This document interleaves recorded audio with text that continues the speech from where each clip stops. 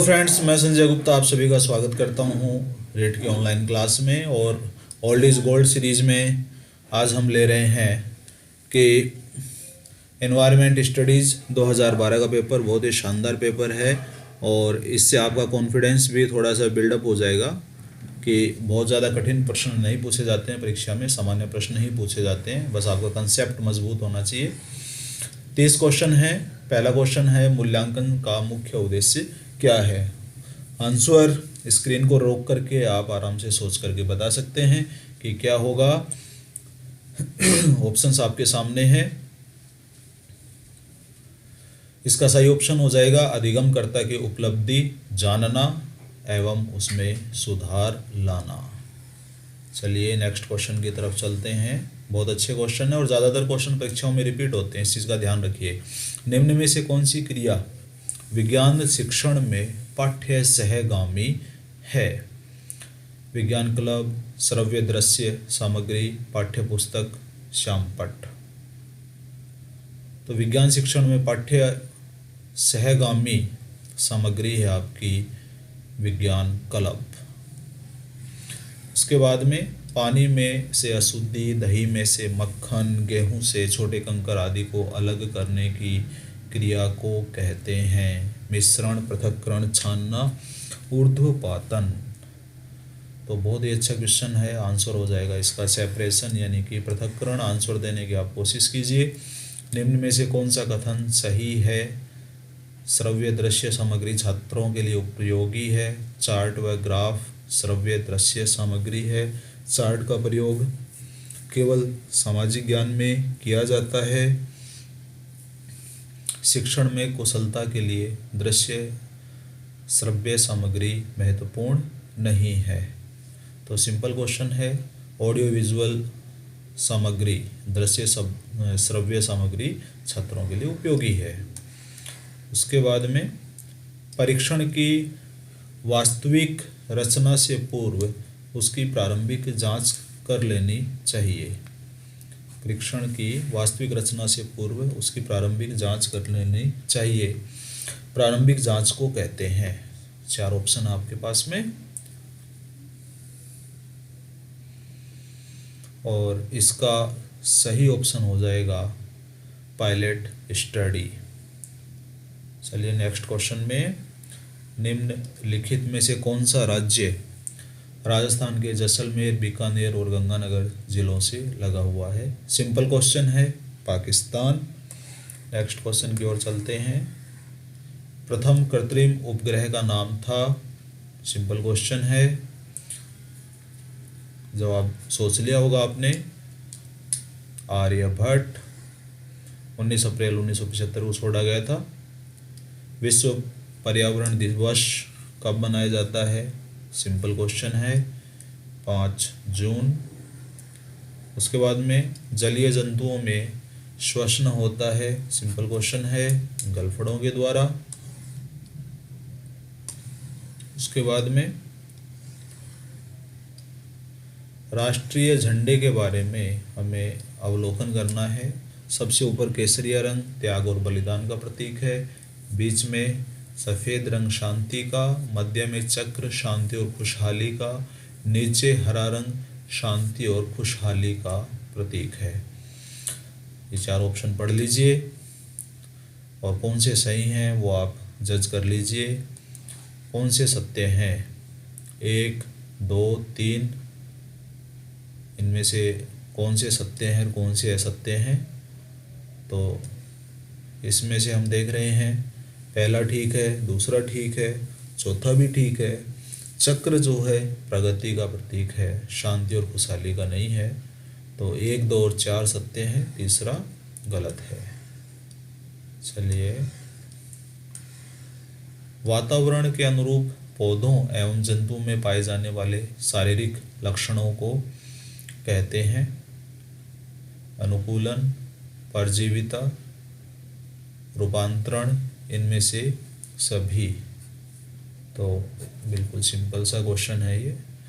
इसमें अनुकूलन हो जाएगा, एडेप्टेशंस। हमारे राज्य का पक्षी अभयारण्य बर्ड सेंचुरी किस जिले में है। बिल्कुल सिंपल क्वेश्चन है, भरतपुर। निम्न में से कौन सा कथन वायु के संबंध में सही नहीं है? ए में वायुयान उड़ते हैं, वायु में भार होता है, वायु स्थान घेरती है, वायु में रंग होता है। तो सिंपल क्वेश्चन है, वायु कलरलेस होती है, उसमें रंग नहीं होता है। इसके बाद में घड़ी की स्प्रिंग ऊर्जा, स्प्रिंग में संग्रहित ऊर्जा कौन सी होती है? तो यांत्रिक ऊर्जा होती है ये। इसके बाद में पीने के पानी में रोगाणुनाशक जो डाला जाता है वो कौन सा होता है? Potassium permanganate chlorine, potassium chloride chlorine, sodium chloride oxygen, potassium sulphide तथा क्लोरीन। आंसर हो जाएगा ए, पोटेशियम परमैंगनेट व क्लोरीन। इसके बाद में यातायात संकेत दिया हुआ है और उसका अर्थ बताना है कि इसका क्या अर्थ है। इसका अर्थ हो जाएगा कि यहाँ जो सड़क है वो खराब है। स्मॉल पॉक्स, छोटी माता और रेबीज, ये दोनों बीमारियाँ किसके कारण होती हैं? Virus, protozoa, bacteria, nematodes. तो सिंपल क्वेश्चन है, वायरस के कारण होती है। उसके बाद में हम भोजन करते हैं, पाचन होता है, पचित भोजन के उपयोगी पदार्थों का अवशोषण कहाँ होता है? तो आमाशय की दीवार, छोटी आंत की दीवार, बृहदांत की दीवार, यकृत में। सिंपल क्वेश्चन है, छोटी आंत की दीवार से वहाँ पे विलीज होती हैं, वो भोजन का अवशोषण करती हैं। पौधे प्रकाश संश्लेषण में भोजन बनाते हैं। प्रकाश संश्लेषण की क्रिया में क्या क्या चीज़ें आवश्यक होती हैं वो आपको देखना है।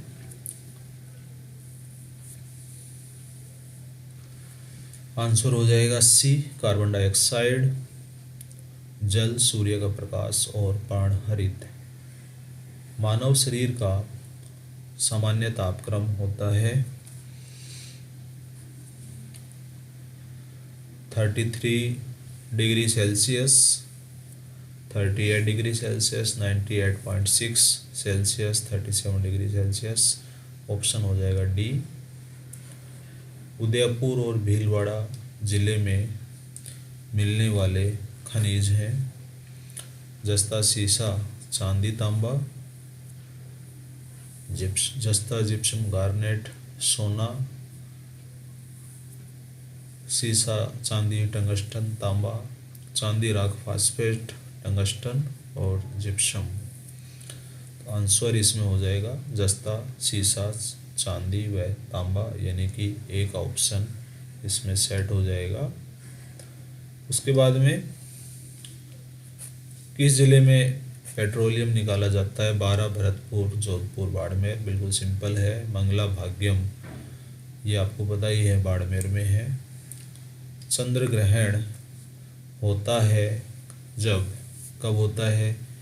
इसमें आप सूर्य, चंद्रमा और पृथ्वी की सापेक्ष स्थिति पे विचार कीजिए।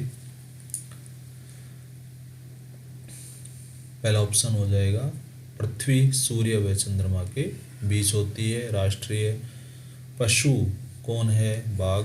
सूर्य नगरी किसका नाम है? ये सिंपल क्वेश्चन है सब। सूर्य नगरी आपका जोधपुर हो जाएगा।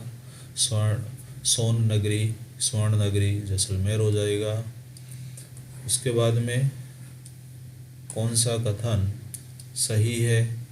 एकल परिवार में दहेज प्रथा सामान्य बात है, एकल परिवार में बाल श्रम सामान्य बात है, दहेज और बाल श्रम सामाजिक बुराई है, इसमें कुछ सोचना ही नहीं है। उसके बाद में मानव शरीर हड्डियों का ढांचा मात्र रह जाता है, कब? लंबे समय तक तंबाकू लेने से, लंबे समय तक शराब लेने से, नशा करने से और परिवार के लोगों के द्वारा तंबाकू ग्रहण करने से। तो इसमें हो जाएगा लंबे समय तक तंबाकू ग्रहण करने से। कौन सी सामग्री सीमेंट बनाने के काम में नहीं आती है, ये आपको बताना है। और सीमेंट, लोहा, पत्थर और स्कूटर तो बताने की ज़रूरत ही नहीं है इसका आंसर। ऊन प्राप्त होती है भेड़ ऊँट याक के बालों से, भेड़ ऊँट शेर के बालों से, ऊँट हाथी खरगोश के बालों से, गाय बकरी भेड़ के बालों से। तो पहला ही ऑप्शन हो जाएगा इसमें। बंदर शेर तथा चूहे के घर क्रमशः कहलाते हैं। बंदर पेड़ पे रहता है, शेर गुफा में और चूहा बिल में रहता है। तो ये आपके ऑप्शन हो गए। तो पेपर आपका कंप्लीट हो गया है, सिंपल पेपर है, लेकिन पुराने पेपर हमारे लिए बहुत इम्पोर्टेंट है।